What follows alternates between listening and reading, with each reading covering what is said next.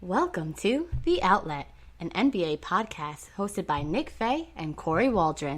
On this episode of The Outlet, Kory and I compare players and discuss who we would prefer in different situations, from long-term to short-term to first option to second option and more. As always, you can find The Outlet on all streaming platforms, and enjoy the show.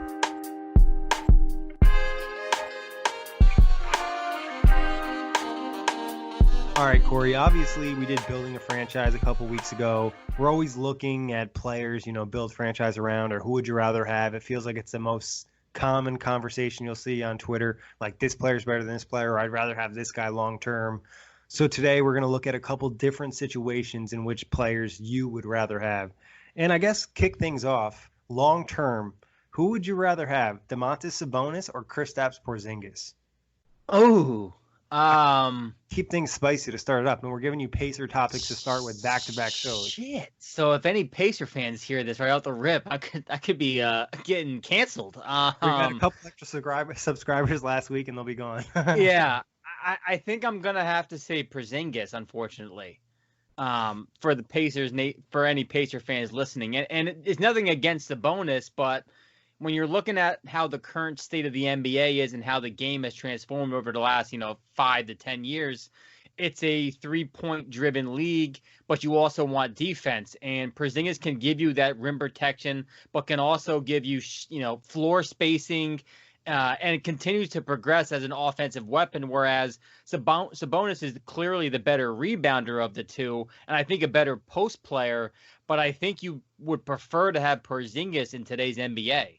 Yeah, 100%. I think you nailed it when you said today's NBA, because you look at Porzingis and what he can do in the versatility and being such a mobile big, and then think about the fact is like his nickname coming in was Unicorn. This is a guy that has a crazy skill set for his size, and looking at both these guys, like neither one is ever going to be a first option type. So like Kristaps Porzingis' skill set fits a little bit better with a number one because he can play off with that floor spacing, catching oops, and also, like you mentioned, providing that rim protection. And I think like finding a big that can give you rim protection and also good 3-point shooting is so important, and provides and puts so much pressure on the opposing team trying to defend you. It really does. I mean, now granted, I don't think Sabonis can ever provide that sort of rim protection, but I do think there is some sort of world in the next couple of years where we do see Sabonis stretch his jump shot out to the 3-point line, which I think would make him more valuable. But again, I don't think he'll ever get there to being an above average rim protector. His rookie season with OKC, he shot a lot of threes. Not like a ton, but way more than we see him shoot now. So I agree. I think that'd be something for his game to make him more of that elite offensive big, because he has that in-between game. He has that post game, a little mid-range game. Now you need that 3-point game, continuing to improve, your playmaking, and you can take that next step. And then just giving Porzingis a nod would also be like more of his versatile two-way ability. Not that Sabonis is like this terrible defender, but you can put him in situations where he's not going to be in an advantage. Yeah, for sure. So, but next up, this is a guy that's talked about a lot on NBA Twitter, and so is the other guy. Long term, who would you rather have as one of your starting guards, D'Angelo Russell or Zach LaVine?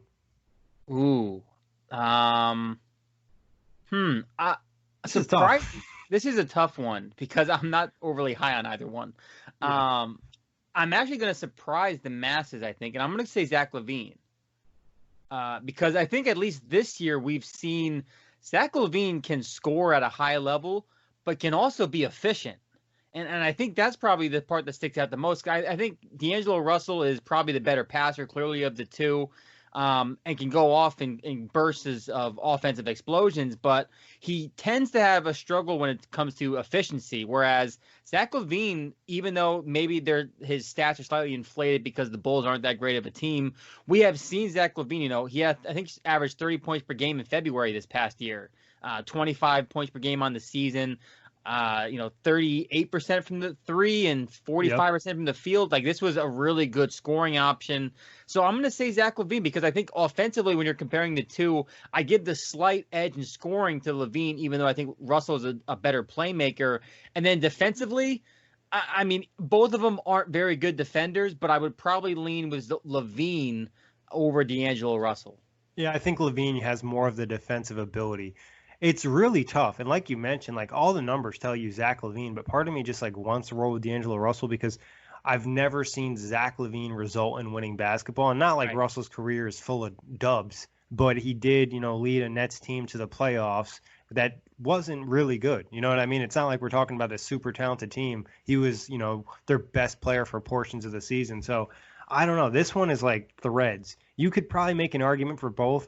The one thing about D'Lo that makes you have a little bit more confidence would probably be, like you mentioned, the playmaking and his ability to make his teammates better. But like the sample size isn't quite big enough for that to be a confirmed fact. Like he did it that 1 year in Brooklyn. This year has kind of been an outlier because he's with Golden State and they had the worst team in the league, and then he played Minnesota a couple games. So it's like I don't know what you could really go with. Oh man, it's tough. And like age-wise, Zach LaVine's 24 turning 25. Yep. D'Angelo Russell is 23 turning 24. So both guys, I mean, still have plenty of room to improve.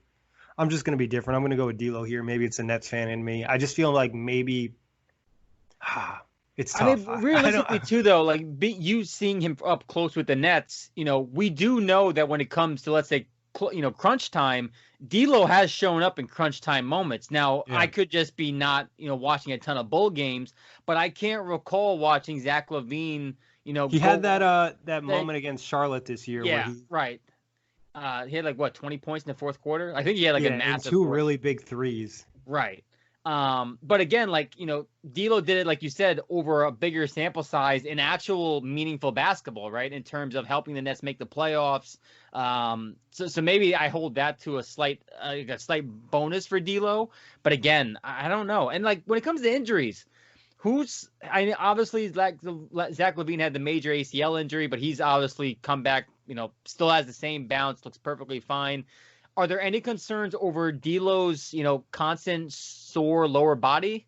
Yeah, I mean, that's definitely a concern. I think the one thing that would maybe intrigue me a little bit more in D'Lo I feel like there's some possible physical growth.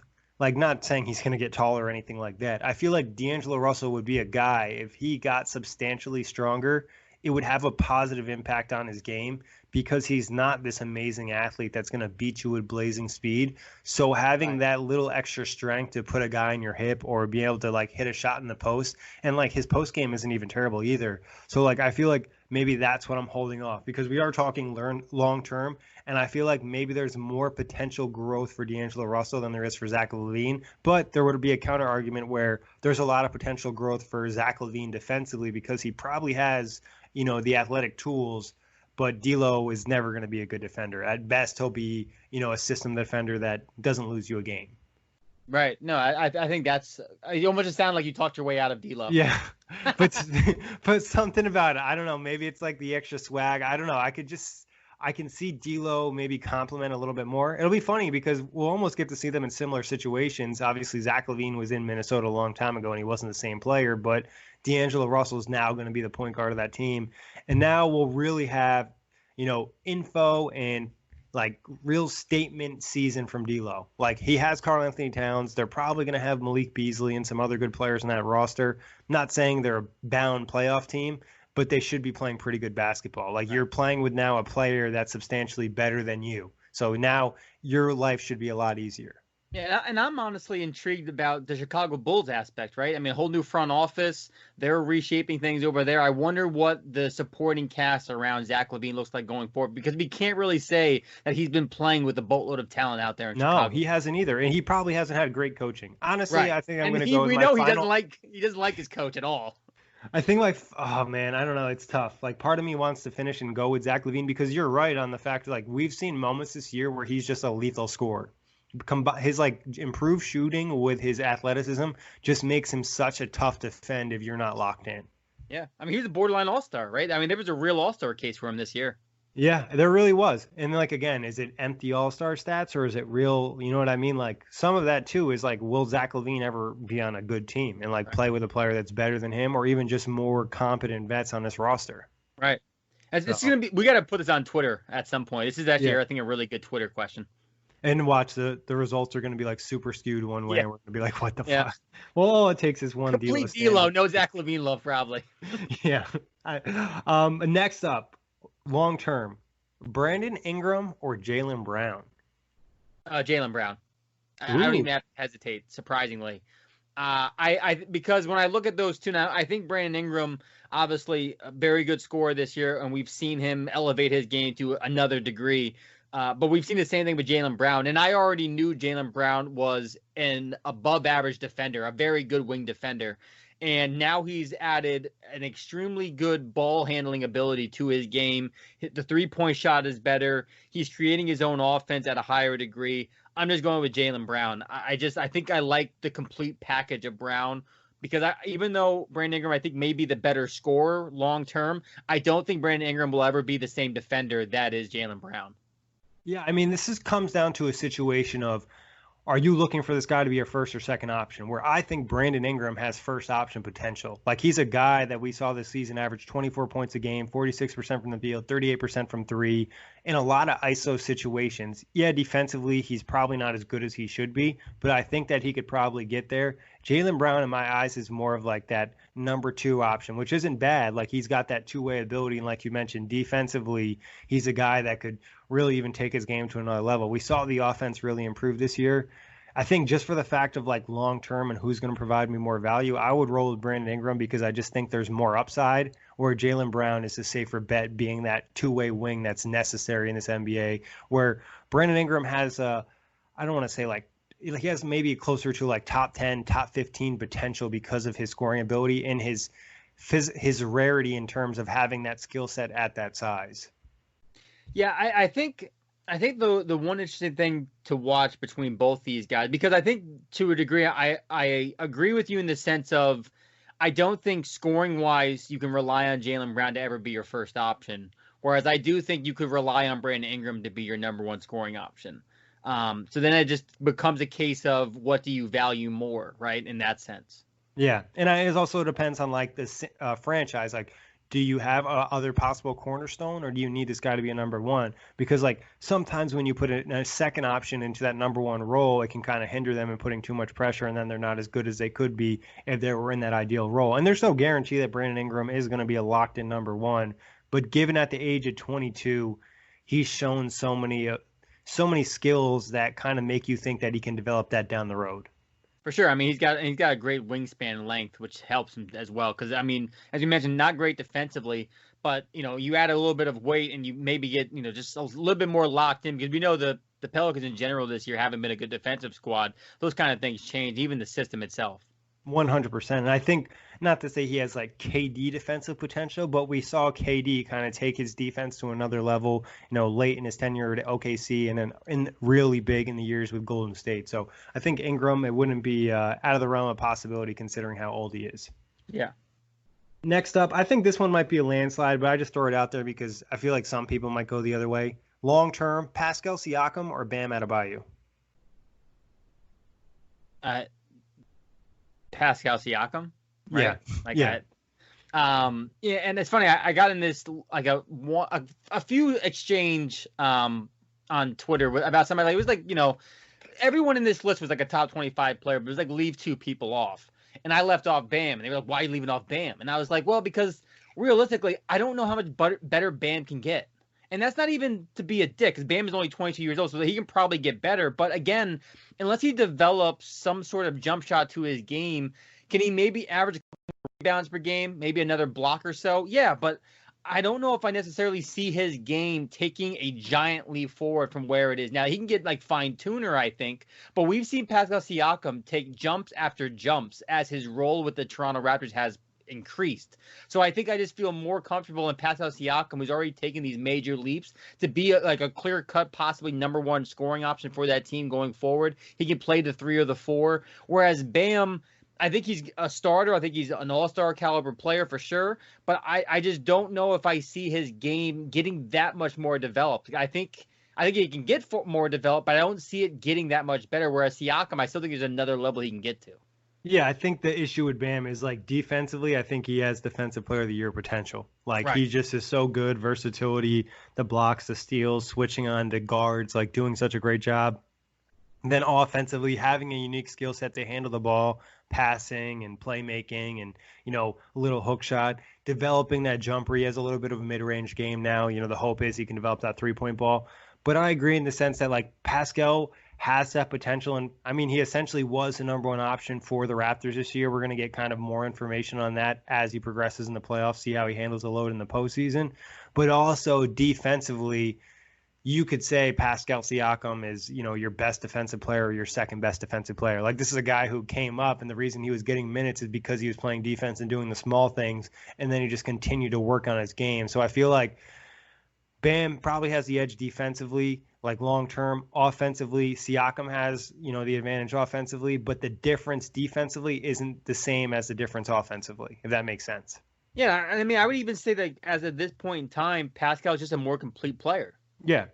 Now, I think Bam, you'd also probably give him the slight edge in playmaking ability. But again, Pascal Siakam is in a system where the ball kind of just flies around. It's just how the system works out with Nick Nurse. And we've seen his 3-point shot get better this year as well. Or not better, slightly dipped, but he also increased the volume by 3 more attempts.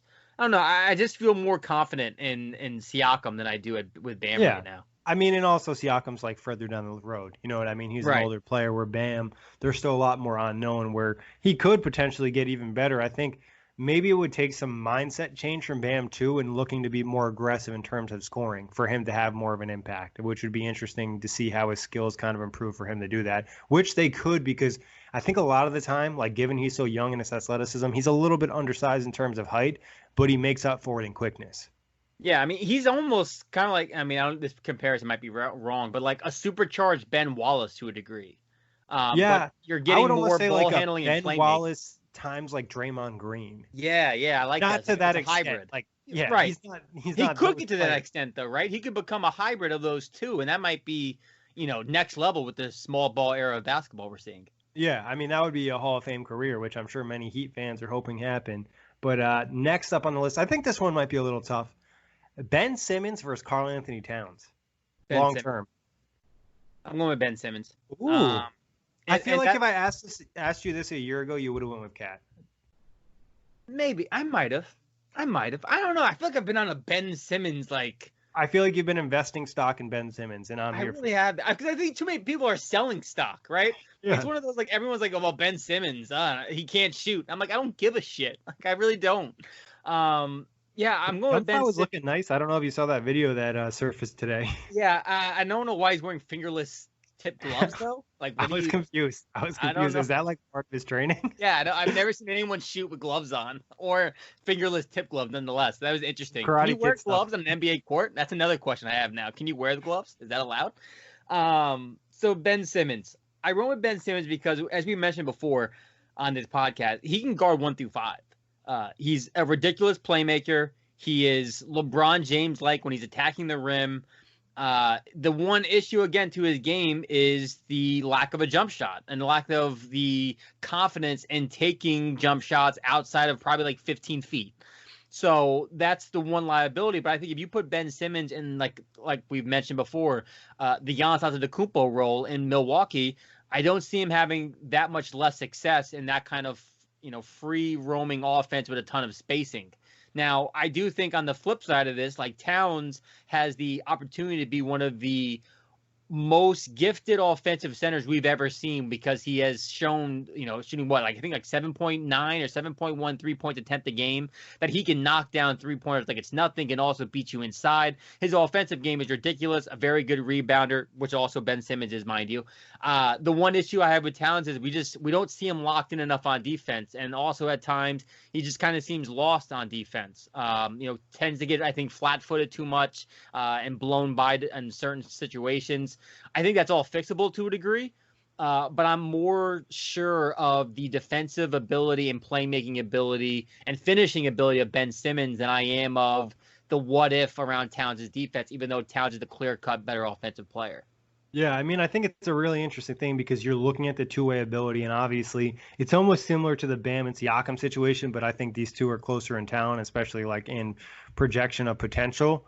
Because like Simmons has that, but offensively he is limited because he can't shoot, but he can provide you that playmaking and that transition offense that teams love. But Towns also can provide you that super mismatch because being such a center that can not only just shoot the three, but also handle the ball in the perimeter. Like I've seen him live. I saw him on opening night. This guy can hit step back threes. Like he is a real problem when he's cooking. And you mentioned defensively, like that's the issue with him. But funny enough, we've talked about this on the show, coming into the NBA, Towns was supposed to be this defensive stopper, and everybody was like, oh, the offense will come along. The defense is there. Like, he's shown this ability to move with guards and defend guards in open space in college at Kentucky. So it's like, okay, where is this in the NBA?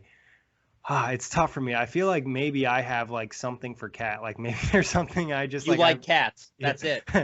I mean, I guess it is. I think I'm going to roll with Cat here just for the long term of, like, okay, if I get Cat the right coach, maybe I can turn him into that top 10 player he's supposed to be. But like what you said, Ben Simmons is already probably a better player than him. I don't know. That's actually kind of arguable, like who's the better player. Probably Simmons this season, but like talent-wise, they're pretty close. Yeah, I mean, I think when trying to remember the top 100 me and Jack did, I think we had Towns higher than Simmons. We had to start Simmons, the year.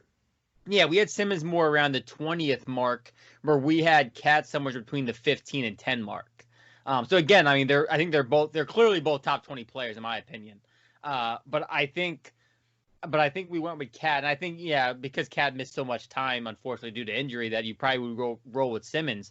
I think an interesting question, just thinking about it now, would be a Towns and Simmons pairing instead of a Towns and Embiid pairing. I almost think it works out better because of floor spacing. You could rely on Towns to hit those knockdown threes that Embiid really wants to hit, but doesn't hit them efficiently enough.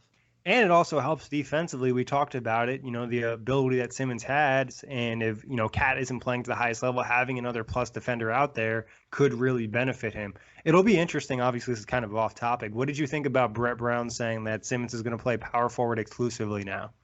I think it makes sense. I mean, he's going to play point forward, obviously, and they're going to have Shake Milton out there for the purpose that he was, an absolute flamethrower at portions of this season when Ben Simmons sat out. So I think it makes sense because the one issue we've been mentioning all year about Philly is their lack of offense from the guard position.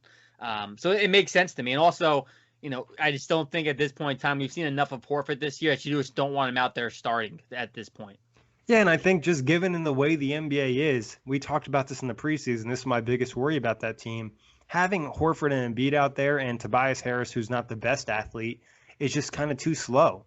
Like, it just puts too much pressure on your team, where now, like, you have the option to play Ben Simmons and Al Horford, Ben Simmons and Joel Embiid, or Al Horford and Embiid in different situations and kind of mix and match instead of, playing this super big lineup when teams are trying to outrun you. And I feel like it just kind of tires them out. So a good move from Brett Brown, and also Shake Milton, the guy we talked about, it seems like more than he's even played this season, is getting a really nice opportunity to kind of excel in Philly.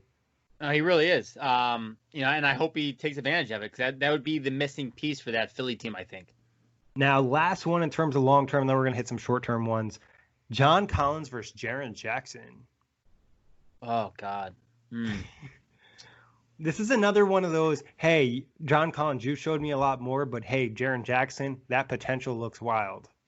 It's funny because we were talking about moves the bubble team should make. I was actually thinking about, like, should the Hawks even keep John Collins? Yeah. Because I don't know how I feel about John Collins. I really don't, because he's in a power forward body, but he really can't play the four because he's a defensive liability. But then, like, you look at rebounding, this is the hardest one so far. This is the hardest one you've given me so far. Because I think also, like, Jaren Jackson's not as good of a rebounder as John Collins. And Collins shot 40% from three this year. Yeah. And that's, granted, it was only at 3.6 attempts, but that's not, that's more good than sample size, though. Yeah. It is a good sample size. 41 games, right? 58, 40, and 80. That's, and averaging 21 and 10. It's just the lack of defense. And how empty are the stats? Like, I hate to say it, and it's an annoying thing, and I'm being one of those people, but I feel the same way a little bit about Trae Young and anybody who's on a bad team. Like, putting up stats, it's important, but, like, to the end of the day, someone has to score points on that team. Right. And then Jaren Jackson, again, he shot 39% from three on 6.3 attempts. So he's, like, the better floor spacing big, but who do I feel more comfortable with defensively? I get, because I don't even think Jaren Jackson's that good of a defender at this point yet either. Oh man, this is so tough. I roll with Jaren Jackson, I think, because of the defensive potential in terms of him. He's taller, right? Yeah, Yeah, he's closer to being like a 7-foot guy. I think he's like 6'10", 6'11". Right. I know Collins is only 6'9". Yeah, so that's obviously going to have an impact. I think there's a little bit more positional versatility with Jackson, where he can play at the 4, he can play at the 5. I think long term 5 is going to be the best for him, and he could possibly turn into a Porzingis type.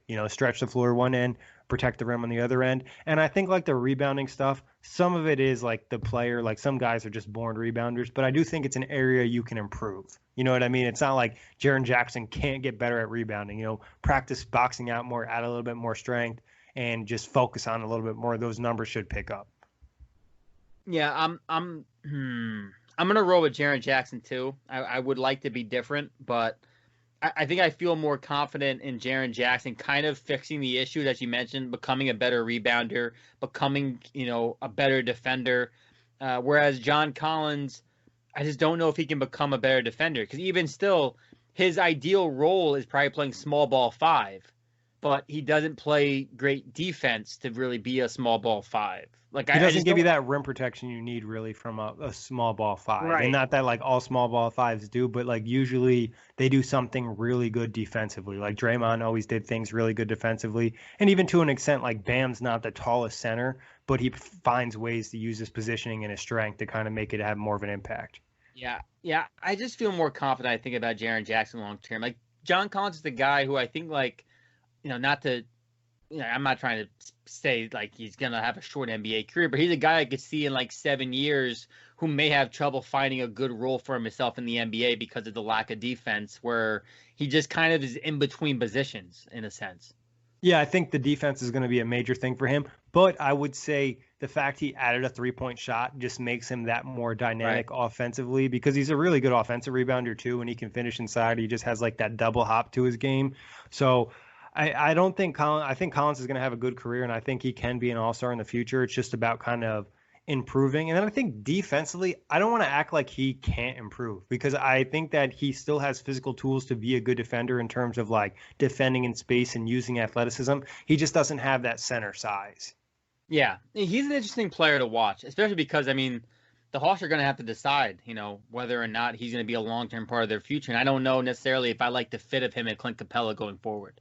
It's tough. I mean, it really is. It depends on how he improves in terms of defending space and defending forwards, because like offensively, I don't think there's really any issue with his game. They want him to add a 3-point shot. He did it in 1 year. You know what I mean? Yeah. I think the Hawks are probably going to trade him, because they're going to have so many contracts, up at the same time, and I don't think they're sure at this point if he's worth that max money.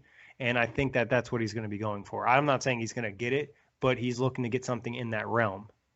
Yeah, I mean, I could see the Hornets offering him max money. And honestly, wouldn't be the worst thing for the Charlotte Hornets, who have a tough time adding talent anyways. It actually wouldn't be a bad idea for them to kind of make them make him their small ball 5.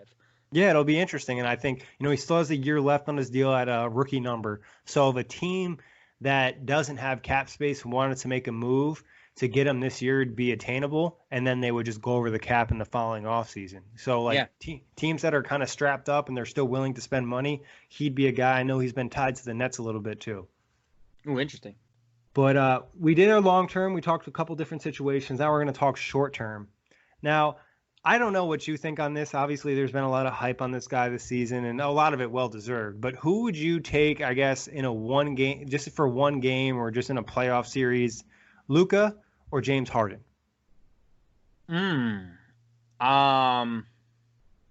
there's a lot of Luka hype, and it's ridiculous. But I'm going with the guy who I trust in clutch time, James Harden. Because actually, if you look at the numbers this year, and I actually read this earlier this week, Luka wasn't great in clutch time.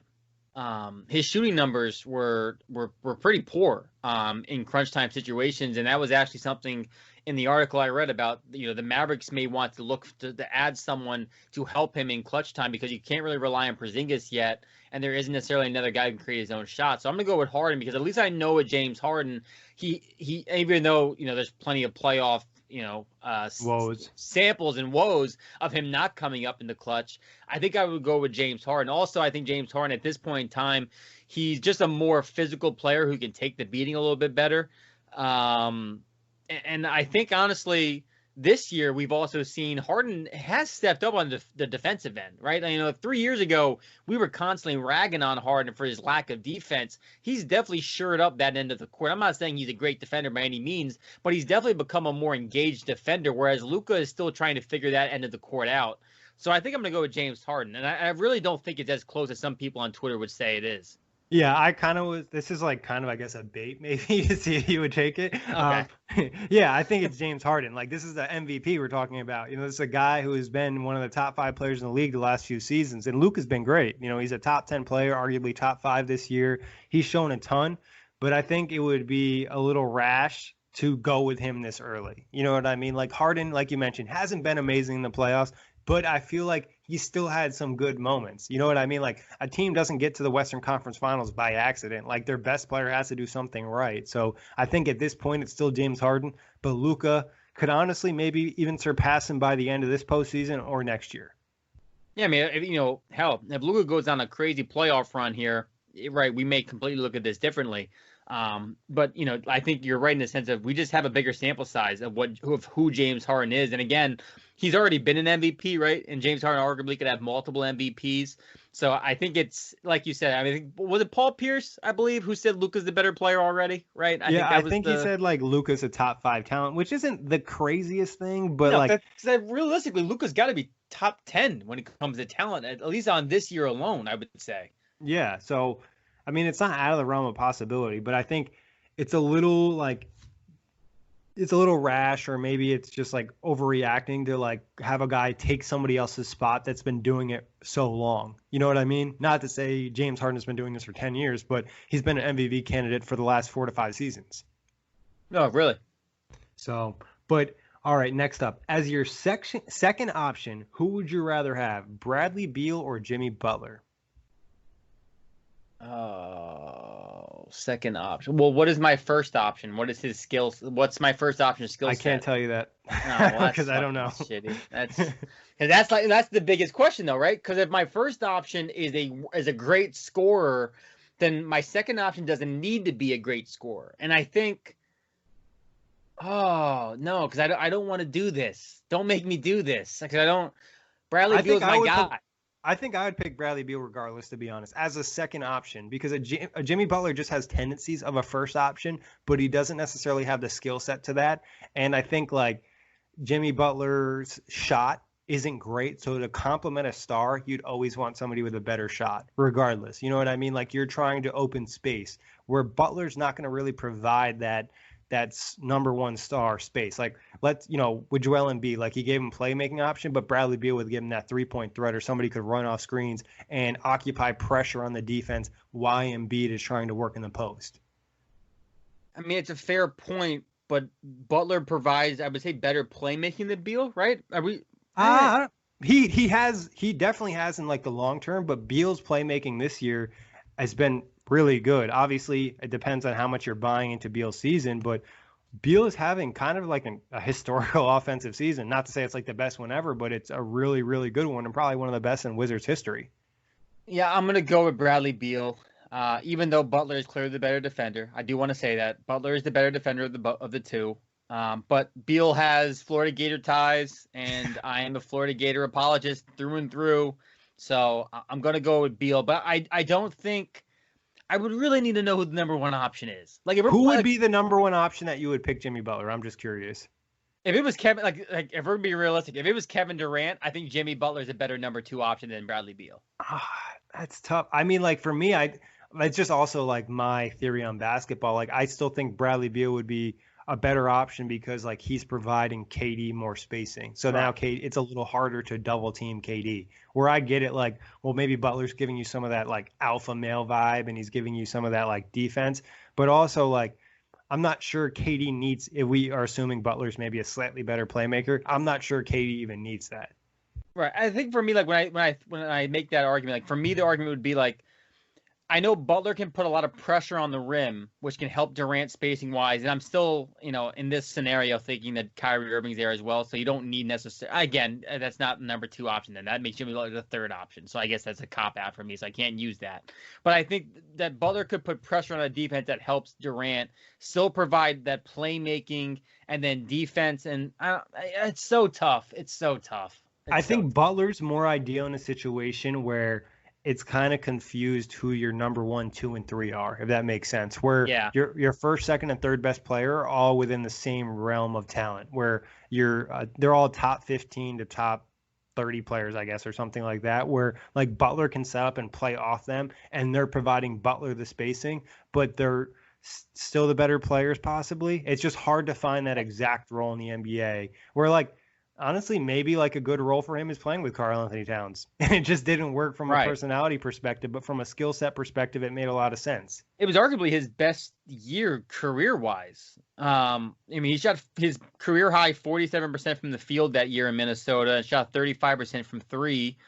Granted, didn't average his career high in assists or rebounds, but it felt like one of the better versions of Butler we've seen. I think also, now that I just looked up their ages, I'd go with Beal on the age part as well. Well, it's a short term though, so like we're just saying first season. So fair.